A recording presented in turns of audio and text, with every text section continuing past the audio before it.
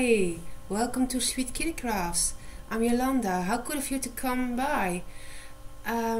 Today I've got some nice stuff to show you. It's going to be a little bit about spinning, knitting and other crafty stuff. Today is Wednesday and it is the 28th of September already. Yeah, it's a bit drooly outside, so I got a real big shiny light in my face, which hopefully wakes me up, because yeah, it's pretty dark in the morning and yeah, my body just doesn't want to wake up. Good, I made myself a little bit of tea, and it is tea not in a bag, but it's got a little floating thing. It's a kind of herb tea. It has licorice and mint in it, and well, they say it's healthier than the tea in the bags, because they supposed to use bleach, and if you well, for bleaching the bag, and if your stomach is sensitive to that, you might yeah. Well, if you're sensitive to that, you could get an upset stomach. That's all I wanted to say. Sorry about that. Yeah, finished objects. You probably saw one of those behind me there. That's the Copperhill shawl. It's finished. I did a test knit for a lovely lady, Susanna, which designs her own shawls, which are called Lavish designs. I will put a link down there after I finished. This is the finished one. I'm still knitting another one because I really loved it. The gauge on this shawl was much tighter than she anticipated, but I don't mind, because it's so lovely and so drapey, and yeah, I just love it. It's so gorgeous.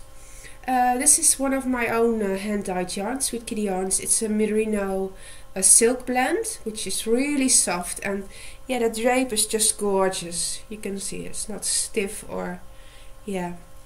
So I'm working on another one, which I will show you in a minute.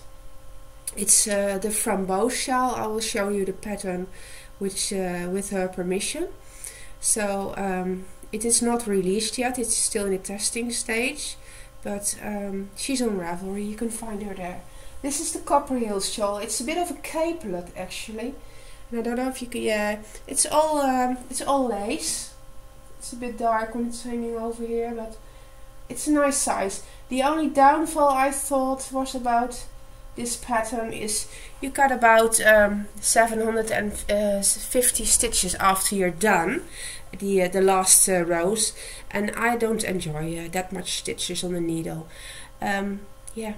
It's just the way it is constructed. It's not a problem, but I love this kind of shawls to knit more than that one. So that's the finished objects for today. I thought it was pretty good. I did a lot of spinning. I did a tutorial last week. I hope you looked at it. I will show you the yarn. Yeah, I lied a bit. I told in the tutorial it took me about a month to spin it. Well, it was finished in 2 days. I couldn't restrain myself. That's always the problem. Well, the kitties are going nuts over there. So, it's getting worse. I'm going to have a look and see what's going on. Yeah. Let's start. Well, I was talking about a yarn. I will show you the one in the tutorial about spinning singles, and that's became this yarn. It's quite a lot of it actually. But that's the advantage of spinning singles. You get a lot more meterage out of it, or yardage, whatever you want. I talked about the fulling the yarn. I did not do any tutorials on that. I didn't feel that good this week. So yeah, I will be spinning more singles, and I will do more fulling, and I will show you then. But it's really really quite simple. Just knocked over a lamp. I just put hot water in the sink and added some soap, just any soap. And then what you do is you take the skein and you go up and down. I thought I did it 10 times. And then in the other sink there is really cold water. And I just rinsed it with cold water and then going back and forward. And the thing that it does, it fools a bit. And fooling is a bit of felting. And how you can see that it works. They're really going ballistic. The dog is still sleeping, so they got the house to themselves and they're really taking advantage of that. If you see a little bit of the fibers, yeah, you can see it real good. They are clinging on to each other. See? And that's what the fooling is about. The strands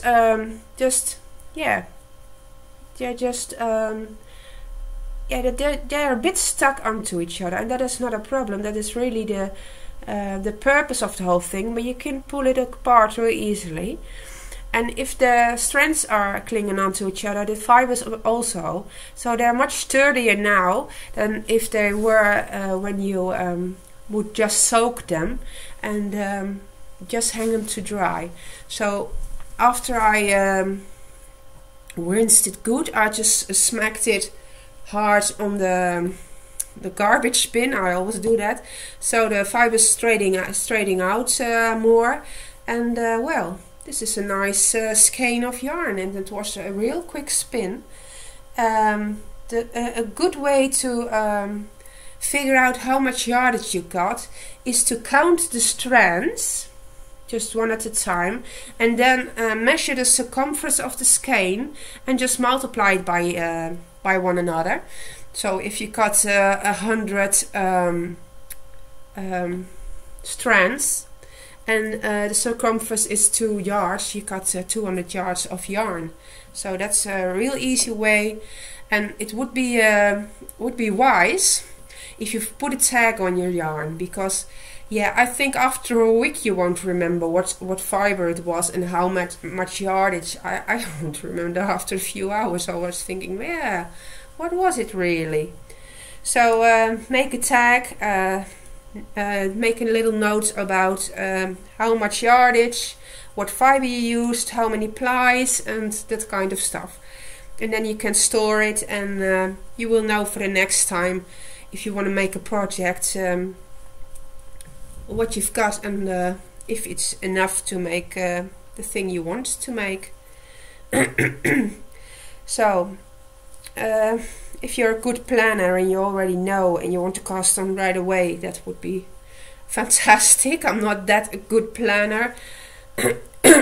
And yeah, I think this will going to be a really lovely shawl. I think it is. Just made a little bit of mess, but this is the skein. And it's all good and lovely. I spun up my Rolex, which I showed. No, I don't think I did show you. And Rolex are just a little bit more a fluffier yarn. They produce a fluffier yarn. So this one is also done this week. It's a 2-ply. So I'm gonna measure this one in today. I'm gonna tag it, and it's got stelline in there. It's mostly merino. I think there was a bit of silk, because the spinning there were little lumps coming up here and there, and it just looked like silk. Yeah, I made a Rolex a long time ago, and that's when you're gonna forget what you put in there. And that's not the end of the world, but if you really want to know what you're spinning and what you're doing and want to reproduce it maybe, or want to sell it, it's handy to keep track on the stuff you made and put in there. You can see the little variation. So yeah, a little bit of glitter in there. The colors are not really showing up the way they are, but as always with the artificial light, we just have to do. More spinning. This is merino, South German merino. It's not the softest merino there is, but I just bought a whole lot of fiber when I was just starting. Yeah, the best way I thought was to start with the cheaper stuff, so you can experiment with the dyeing and the spinning, and yeah, So it's not bad. For sure it would be great, because you will wear it over your coat or whatever, and socks would also be great, but yeah, it might be socks, why not? This is a gradient. I want to spin this as a 3-ply, and then I'm going to use the chain ply or the naval plying technique, which will keep the colors in the way they are in sequence. So there will be no mixing up or barber pulling, just a little bit maybe, but not that much. Another fiber I'm spinning on is this. This is a chariot. I thought it was Cheviot, but the label, yeah, there was a label, said chariot. So this is a superwash, and I really thought, yeah, I knitted a few socks on non-superwash wool, and the teenager I've got is wearing the socks all day in the shoes, and after a few days they started felting at the bottom. So that was a waste of time and effort. So I just thought superwash would be better for socks. And this was I had dyed in the no, it wasn't. In a method with the slow cooker. And this fiber is still so loose. It might be the fiber itself, but it is just like spinning butter if you could. It is drafting so easily, and it doesn't hurt your hands. It's so, look, you can pull it apart just like that, and it's so, no, it's not that soft, but it's so squishy, and it's just, it spins so easily. This is the second ball. The first one is almost spun up in a day, and I'm not spinning all day, but in a few hours you can spin it up. I'm gonna make socks out of these because they're superwash. I really, yeah, the blue is nice with jeans. So I'm just still thinking about a 2-ply or a 3-ply. I'm hoping a 2-ply is strong enough, because a 3-ply will be thicker because you got 3 plies, and I don't want to make the socks that thick. It's just not that comfortable in your shoes. And because I've made 2 balls, you're gonna make a 2-ply, but if you're gonna knit 2 socks, you need 2 balls. And if I'm gonna spin it like I was thinking about spinning it from one end to the other, and then plying them together, you got a nice, the colors will match up in some places. But if you're gonna divide it by 2 and knit socks from one end to the other end, they're not gonna match up anyway. So I think I'm gonna spin one bobbin one way and the other one the other way. This one from light to dark and the other from dark to light. And then ply them together, and then there will be all barber pulling and mixing new colors, and that will be really nice look for socks. And then I can spin one end of the ball, knit one end of the ball and the other end, and there will be random socks, random colors in the socks. I'm going to take a sip of my tea. I always when I start babbling, my throat is going to get a bit scratchy. So that was yeah. I'm also spinning on a Falkland with tencel. And I've dyed that a long time way back, and it's so compacted.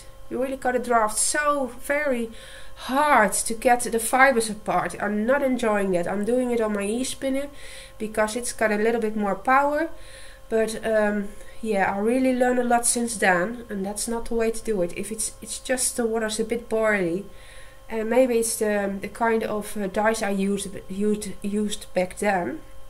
Because now I'm only going to use the Stof tot Verven dyes. It's a Dutch company. Oh, it's good. Yeah, that's no fun to spin. But I'm going to spin it up. It's a dark burgundy red, I think. And there's a little bit of green getting through. It's a bit of a Christmas color actually. And the tencel is still white because it doesn't absorb the dye. So yeah, I'm gonna spin a nice thin yarn. I'm gonna see if I'm gonna use it, if I'm gonna give it away or sell it in my shop. There are all kinds of possibilities. Oh, I'm still enjoying this shawl. I can see myself on screen and just thinking, ooh, it's so lovely. So maybe I can show you the next segment is the other shawl I'm working on. It's going to be gorgeous too, because that's this one is silk merino, the other one is cotton in there, cotton silk merino. It's so soft and drapey too. And yeah, I dyed the yarn for another project, which I told you probably. I ditched it because there was so much yarn going into the shawl and it's going to be a massive one. And I just I really love this size. Look at this. How gorgeous is it? It would be great on beads on the little ends. The picot edging. That would be great too. So this is the framboos shawl, and framboos is actually a kind of berry. It's a Dutch name. And it's a crescent shaped shawl and worked from top down. And this is the lovely picture. She's always making a really nice job on photographing her shawls and look really good. Lavish designs. I put a link in the show notes below. This is really my favorite kind of shawl knitting, because the upper edge is all stockinette. And that's real nice for knitting when you have company or watching TV, or yeah, it's just yeah, kind of mindless knitting. It's really easy. And when you might get bored, you're already at the edging, which is a quite simple lace, and it's so effective. And there's only, I'll have a look for you, but there are no 600 stitches, no way. At the end, I'm gonna see if I can find it real quick. No, the end of the stockinette stitch section. I really messed up. Is here, yeah, 248 stitches, and then you can start with the lace section, and there will be increases at each edge. There will be 4 increases each right side row and 2 increases each wrong side row. So you will end up with maybe 300 at most. You're not going to get there. So yeah, it's such a fun and quick knit too, and it really depends on the yarn you're using. It's going to have a real different effect every time around. It looks like you got a whole different kind of shawl, and it's really the same one. So this is the merino silk and cotton blend. It's also sweetkittycrafts yarn. I started with the purple stocking stitch section, and there's really nice detail on this side. These are the, let's see if I can show you. Yeah, it shows up here on this side. They're yarn overs, and then knit one, yarn over, knit one, so you get like a nice holes on the edge, which I love. Yeah, it shows up good. So the stocking stitch stockinette. Oh really? Well, whatever. Stockinette section is done. So I was starting on the lace, and that will be for this shawl a variegated colorway, which is very nice and coordinating with the purple. So I'm really excited to see how this works out. So this is yeah, this is the lace. This one is knitted on 4 millimeter needles. And the one I'm wearing was 3.5 millimeters. So yeah, real fun to do. Yeah, here's my new stitch marker. Yeah, I'm gonna wait with that because I'm gonna be all over the place. I'm still working now on the works in progress. So here's another shawl. I think there will be one more clue left, and this is the Summer Ends Mystery Knit Along, and it is from Laura Ayler, I think. Laura's workshop. Not really sure, but it is called Summer Ends Mystery Knit Along 2016. And this is a real nice constructed shawl with no lace, just knitting all way sideways, up, down. Let me see if I can see. Let me show you where we started this shawl. Yeah, I'm a bit lost. This was the first clue, and it went to the point, and then we picked up stitches along this side, and we knitted to this point here, and then we picked up stitches along the long side, and then we knitted to this side, and the last two I did was picking up stitches again and knitted this border. So really curious what the last clue will be, but so far I kind of look what's up and what's down. I think it's going to be a real nice shawl for the winter, because I was confused about left and right with this camera. So this is what it looks like right now. So it would be great over a coat, nice and warm, I think. And I love blue, so yeah. This is the Summer's End, and this is knitted on, I think, this might be 4mm needles. Not 100% sure, sorry about that. And this is merino nylon sweetkittycrafts sock. It's the deluxe sock base, I think it is called. Right. Look at this. How cute is this? This is a lovely bag I bought from two lovely ladies in England. And they called, gonna see, Yippee Rose Shoes. And I'm gonna put a link down here.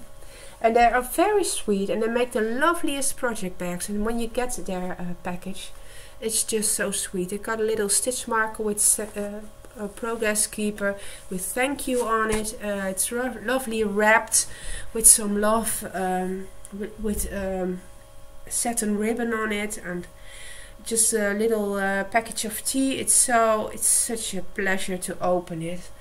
And first I bought this little one with the kitty cats, and look at the little charm on there, and a little lovely beads, and the inside is also gorgeous.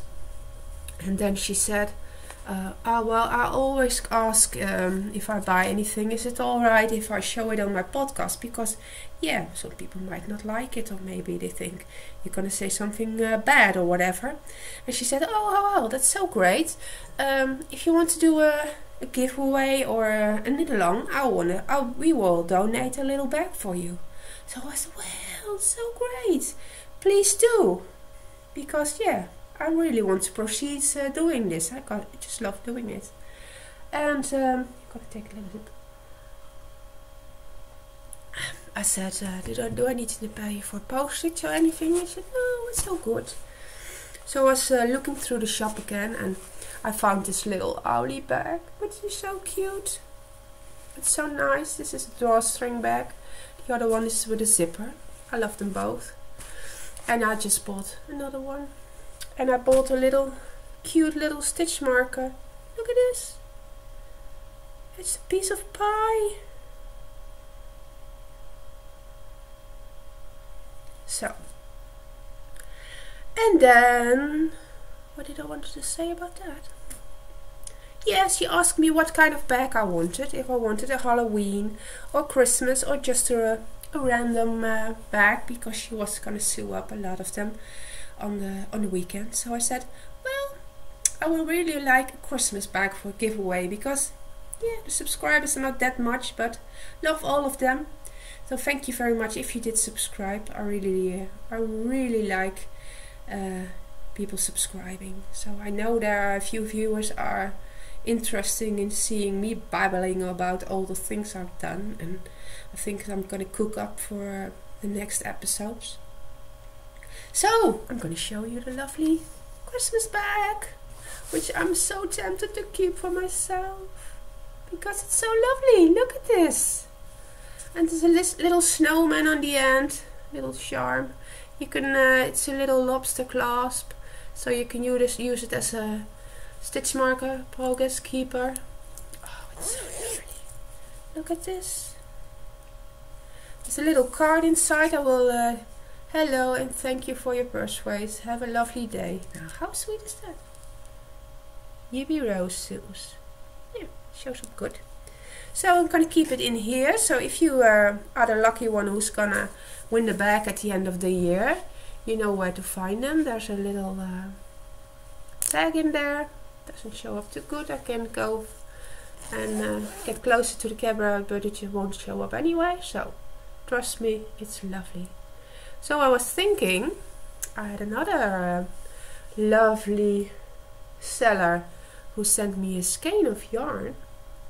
So I'm going to show you now, because I'm already at the acquisitions. So I'm going to skip the works in progress. Come back to that later. This one is from a lovely Dutch lady who's got a podcast of her own. It's Craftfulness, and she's got an Etsy shop.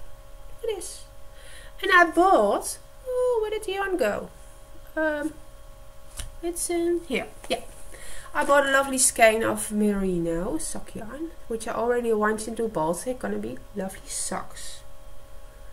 And then, of course, the same question: can I show your yarn on the podcast? And then it arrived, and there were 2 skeins of yarn, and she said, well, one is for your lovely viewers, so lucky you. Look at this. It's yeah, it's always showing up blue, but it is a green colors, and she called it the Waddenzee, which is a lovely water area where the seals live in the Netherlands. It's gorgeous, and it's a merino, superwash merino with Donegal naps. So the little things in there are little naps, little things are sticking out. Thank you very much, Sandra. It is gorgeous, and I love your podcast. So if you're watching, hi from over here. So I'm getting more and more things for the giveaway. I'm happy. Just a little bit more subscribers, and we're gonna cook up some nice stuff to think about going for maybe a knit along for Christmas, making gifts. My son had a really fun idea for a knit along. He said, well, maybe you should choose the colors and let them decide what to knit with it, Christmas colors or whatever. It was a fun idea, and I'm gonna write it down and kind of figure things out. And then I also bought with Liebes is Katharina Lang. She is in Germany, and I bought a skein of yarn from her, and I received some lovely linen mini skeins as an extra, which is great because I want to start a granny square blanket with all my scrap yarns, so these will go in there too. And this is the lovely skein I bought from her shop, which is Under the Sea, superwash wool and nylon, 400 meters, 100 grams in the sock base. Well, it feels like my sock base, so I just wondered what other people sell and how it feels, and yeah, this is practically the same. Would be very nice socks. It's it feels like a sturdier yarn, so that's great. That's what you want. It's not rough or anything. It's just not merino, which is absolutely soft. I have no experience in merino socks. When I start sock knitting, just bought the cheap stuff from the commercial companies, and they're fine. There's nothing wrong with that. I've used a lot of sock yarn from Drops, the Drops Fable, which I think they hold up pretty good. You can do them in a wool wash cycle. I sometimes use the dryer on a very cold setting, but just to keep the most of the moisture out, and then just leave them for a day and it will be dry. So they holding up for that, and I'm not felting or anything. Yeah, a little bit of pilling, that's normal. So yeah, my throat is too much babbling, but really enjoying myself, so I hope you enjoy yourself. It's getting lighter outside. I see the sun is coming, is going to show his face today. They were talking about it could be 23 degrees outside, which is pretty good for September. So in my lovely Yibiru shoe bag is my socks, which did not really grow that much. Here's the little progress keeper with a little heart that says thank you, that she includes in her with your purseways. So I did put it in here, so next time when I show you these socks, you can see how much I knit on them. So this is the sweetkittycrafts yarn. I made the shawl I frogged, and that was a 2-color shawl, a brown and this variegated yarn. The brown one already showed you. The socks are being worn very much, and these ones, yeah, they still gotta grow, but well, this shawl's finished. I only got one mystery knit along and the test knit, so that will be done this week, the test knit for sure, maybe today, maybe tomorrow. Here are some socks. This is the sock yarn I showed you from Craftfulness. I'm gonna start these with the carbons needles. I'm very excited to see how they work, because a few podcasters are really good reviews on the carbon, so just excited to see how that's gonna work for me. Yeah, well, I think now I've showed you all. That's so sad. Yeah.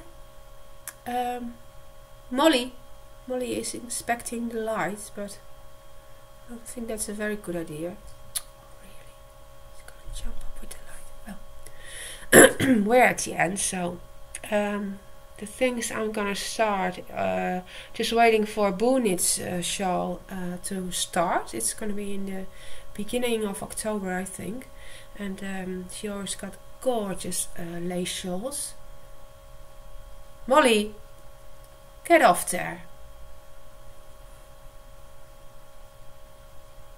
Oh, she's so wibbly wobbly, and the light is gonna fall off if she continues to do that. Oh, she's gonna lay and beside the light, because yeah, just kitty cats. Sorry, I got distracted. I did make some little videos from my trip. I live very close to Germany. It's only a few kilometers, and I did some shopping over there. And on my way back, there was we've got a real gorgeous. Yeah, she's cut off now. A gorgeous landscaping going on, and I filmed a few spots on my way back. All the videos were sideways, so I got to use them filming on my phone, but if I can find a way to turn them right side up, I'm going to show you it on the end of this episode. It might be nice for you to see where I come from.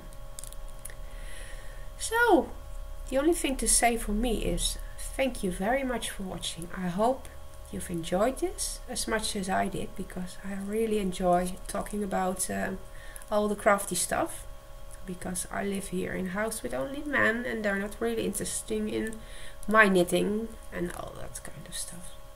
Well, my sons do listen when I talk about things, but yeah, they're more into Minecraft, so I listen to them, they listen to me, and we're all happy. Thank you. I hope you will return. I hope you leave a comment, just say hi, or yeah, well done, maybe not so well done. I'd rather hear the well done stuff. You got any comments, of course, if you got some ideas for improvement or ideas about what a tutorial might be for me to make, what you like to see. There was already some lovely comments on the tutorials for some people. They really liked it and they thought they were nice and detailed, so thank you very much. Love you. Gonna leave you now, and I will see you next time. I hope you will subscribe to my channel, so I know there are people who like this and want to see me again. And yeah, I'm gonna put some notes on here if you can find me on Ravelry, Twitter and all the other stuff. So bye and see you next time. I've just done some shopping in Germany, so I'm gonna show you a little bit of the countryside where I live.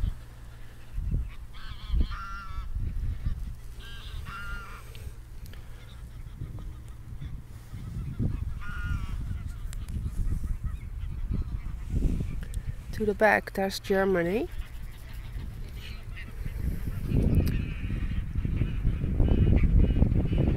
It's pretty early now.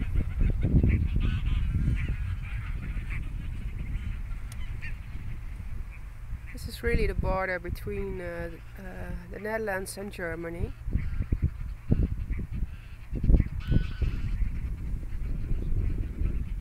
It's very lovely and very quiet.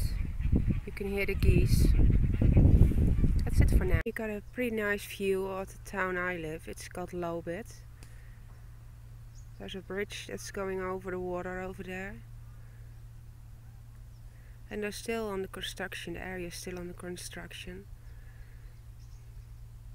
But it's lovely. Here's an area that's still under construction. It should be a theme park about the Roman Empire. Here's a solar panel floating area, so you can recharge your electric bike if you want to. It's yeah, the nature is flourishing at the moment and people are really enjoying the neighborhood. So let's head on to my town. The bridge is pretty high. It was very exciting to get over here the first few times because I'm a bit afraid of heights, so that will not be the favorite part of this journey. But you can see they're still working, draining the water, retrieving sand.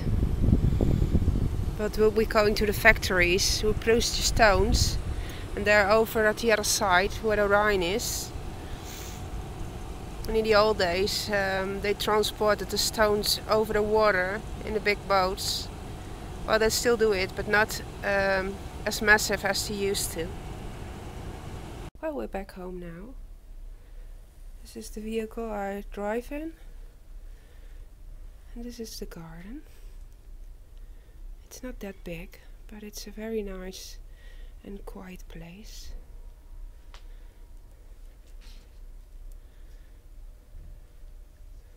Sitting area and the barbecue, and of course there's a kitty cat. Come, Misha. That's very happy that I'm home. And on the inside there's already somebody waiting for me. It's little Molly.